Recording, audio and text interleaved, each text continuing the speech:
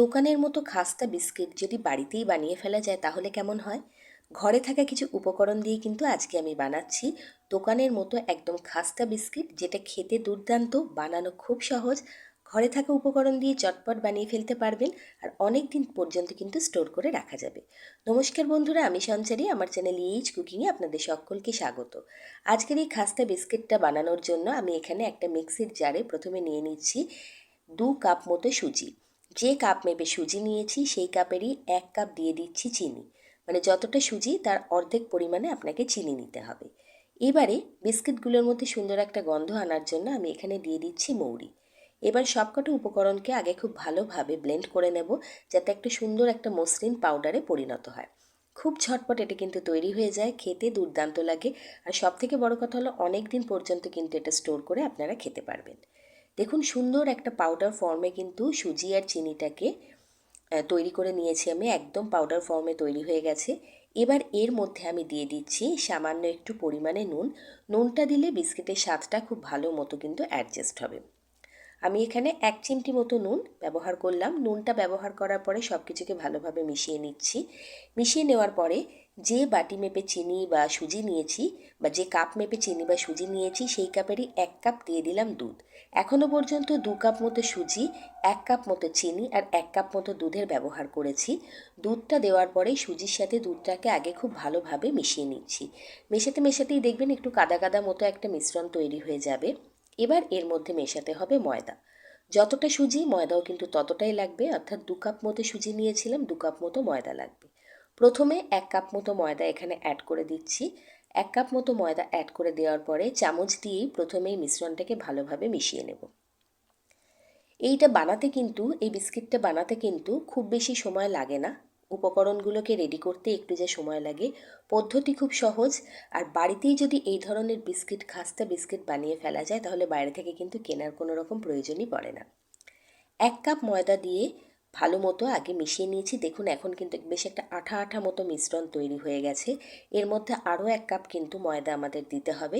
তো প্রথমে আমি পুরো ময়দা দিচ্ছি না, 1/2 কাপ মতো ময়দা দিচ্ছি, কারণ মাখার সময় হাতে একটু লেগে লেগে যেতে পারে। সেই জন্য 1/2 কাপ মতো ময়দা প্রথমে দিলাম, দিয়ে ভালোভাবে মেশাতে থাকবো। তারপর যখন দেখবো এটা লেগে লেগে যাচ্ছে হাত দিয়ে মাখার সময়, তখন বাকি 1/2 কাপ ময়দা কিন্তু এর মধ্যে মেশাবো।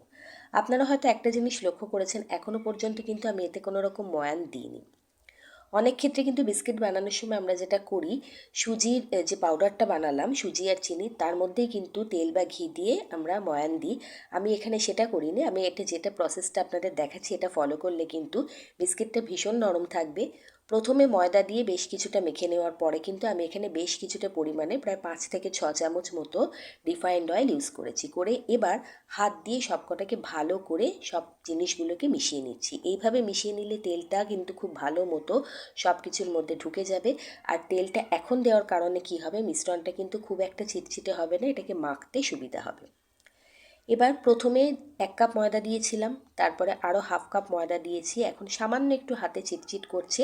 এখন বাকি যে 1/2 কাপ ময়দা বাঁচিয়ে রেখেছিলাম সেটা এখানে অ্যাড করে দিচ্ছি। এবার দেখবেন ডোটা খুব মসৃণভাবে কিন্তু আপনি মেখে নিতে পারবেন। এবার বাকি 1/2 কাপ ময়দা দিয়েও খুব সুন্দর করে ডোটাকে মেখে নিচ্ছি। ময়ানটা শেষের দিকে দেবেন, চাইলে আপনারা প্রথমেও দিতে পারেন, কিন্তু শেষের দিকে এভাবে ময়ান দিলে ডোটা মাখতেও সুবিধা হয়। বিস্কিটটা কিন্তু খুব নরম তৈরি হয়, ওপরে ক্রিস্পি থাকবে, ভেতরে কিন্তু নরম তৈরি হবে। দেখুন, সুজি আর ময়দার এই ডোটা কিন্তু পুরোপুরি তৈরি করা হয়ে গেছে। এটাকে জাস্ট 5 থেকে 7 মিনিটের জন্য রেস্টে রাখবো, কারণ দুধ দিয়ে মাখার ফলে যেটা হবে, সুজিটা বেশ ফুলে একটুখানি ডোটাকে কিন্তু টাইট করে দেবে।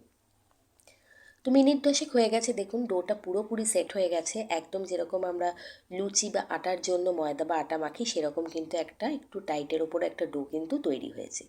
এবার এর থেকে ছোট ছোট করে পোর্শন নিয়ে সুন্দর করে লেচি কেটে নেব।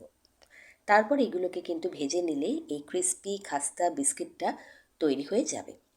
খুব সহজ, অবশ্যই বাড়িতে একবার বানাবেন এই রেসিপিটা। আর যদি ভালো লাগে, অনুরোধ করব চ্যানেলটাকে সাবস্ক্রাইব করে বেল নোটিফিকেশানটা অন করে দেবেন, যাতে করে আমি যখনই কোনো নতুন রেসিপি আপলোড করব আপনার কাছে নোটিফিকেশান সহজেই পৌঁছে যাবে।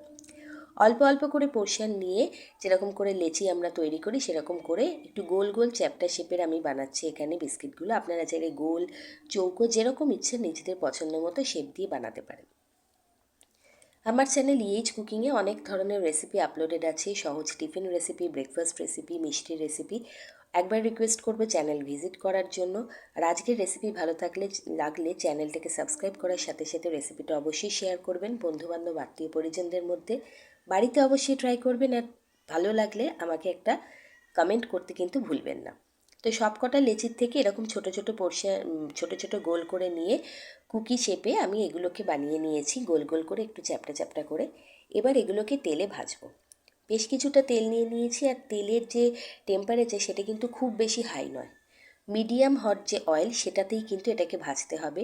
মানে ধোয়া ওঠা তেল না, আবার একদম ঠান্ডাও তেল না, এরকম মাঝারি গরম তেলের মধ্যে দিয়ে এটাকে কিন্তু লো টু মিডিয়াম ফ্লেমে নাড়িয়ে চাড়িয়ে ঘুরিয়ে ফিরিয়ে একটু সময় নিয়ে ভাজতে হবে, যাতে করে ভেতর পর্যন্ত খুব ভালো মতো তৈরি হয়ে যায়, ভাজা হয়ে যায়, যেন জিনিসটা কাঁচা না থাকে।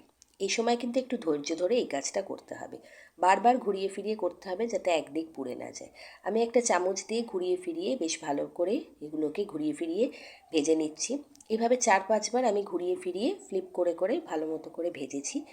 আর যদি হাই করে ভাজেন তাহলে রং হয়তো গায়ে তাড়াতাড়ি এসে যাবে, কিন্তু ভেতরটা কাঁচা থেকে যাবে। সেই জন্য একটুখানি সময় নিয়ে এটাকে ভাজতে হবে। এক একটা ব্যাচ ভেজে ওঠাতে কিন্তু আপনার প্রায় 5 থেকে 6 মিনিট মতো টাইম লাগবে। সেটুকু টাইম একটু ধৈর্য ধরে ভাজার কাজে দিতে হবে। তো 6-7 মিনিট মতো হয়ে গেছে। এখন দেখুন রঙটা ভীষণ সুন্দর এসেছে, খুব সুন্দর একটা খয়েরি রঙ এসেছে। এর থেকে বেশি ডার্ক করব না, তাহলে খাওয়ার সময় ভালো লাগবে না। আমি এখন এগুলোকে আরেকবার উল্টে নিয়ে গ্যাসের থেকে এটাকে তুলে নেব এগুলোকে। তারপর সেকেন্ড ব্যাচটাকেও এইভাবেই ভেজে নেব। অবশ্যই ট্রাই করবেন, খেতে দুর্দান্ত লাগে। সবথেকে বড় কথা, এটা কিন্তু অনেক দিন স্টোর করে রাখা যায়, ফ্রিজেও রাখার দরকার নেই। বাইরে কোনো একটা এয়ারটাইট কন্টেনারে নর্মাল রুম টেম্পারেচারে রেখে দেবেন, বহুদিন ভালো থাকবে। কোথাও বেড়াতে যাওয়ার আগেও কিন্তু এটা বানিয়ে নিতে পারেন। অনেক সময় অনেক জায়গায় বেড়াতে গেলে সহজে কিন্তু হাতের কাছে মিষ্টি পাওয়া যায় না, কিছু মিষ্টি খেতে ইচ্ছা করলে এই বিস্কিটটা খেতে পারেন। পেটও ভরবে, খেতেও ভালো লাগবে, মনও ভরবে। তো একে একে সবকটা বিস্কিটই আমি তৈরি করে নিয়েছি। খুব সুন্দর একটা কালার এসেছে। আমি আপনাদেরকে একটা ভেঙেও দেখিয়ে দিচ্ছি। আর একটা কথা বলে রাখি, যখন এটা তেল থেকে ওঠাবেন এটা কিন্তু ভীষণ নরম থাকবে। তারপর যত ধীরে ধীরে এটা ঠান্ডা হতে থাকবে এটা কিন্তু তত ক্রিস্পি হতে থাকবে, এবং পুরো ঠান্ডা হয়ে গেলে একদম বিস্কুটের মতো একদম খাস্তা তৈরি হয়ে যাবে। তো বিস্কিটগুলো এখানে ঠান্ডা হয়ে গেছে, আমি আপনাদের ভেঙে দেখাচ্ছি। দেখুন খুব সুন্দর মতো কিন্তু ভাঙলো, একদম বিস্কিট যেভাবে ভাঙে। আবার নরমও রয়েছে, সেটা হাত দিয়ে চাপ দিলে কিন্তু বোঝা যাচ্ছে। দেখুন হাত দিয়ে চাপ দিলে ভেতর থেকে ভেঙে ভেঙে যাচ্ছে ক্র্যাক। আর ভাজার সময় কিন্তু যখনই ক্র্যাক আসবে তখনই বুঝবেন বিস্কিট আপনার পারফেক্ট তৈরি হচ্ছে। বিস্কিটের এই রেসিপিটা ভালো লাগলে অবশ্যই অনুরোধ করব চ্যানেলটিকে সাবস্ক্রাইব করে পাশে থাকার জন্য। ভালো থাকবেন, সুস্থ থাকবেন। ভিডিওটা এতক্ষণ দেখার জন্য আপনাদেরকে অনেক অনেক ধন্যবাদ। খুব খুব ভালো থাকবেন, সুস্থ থাকবেন। নমস্কার।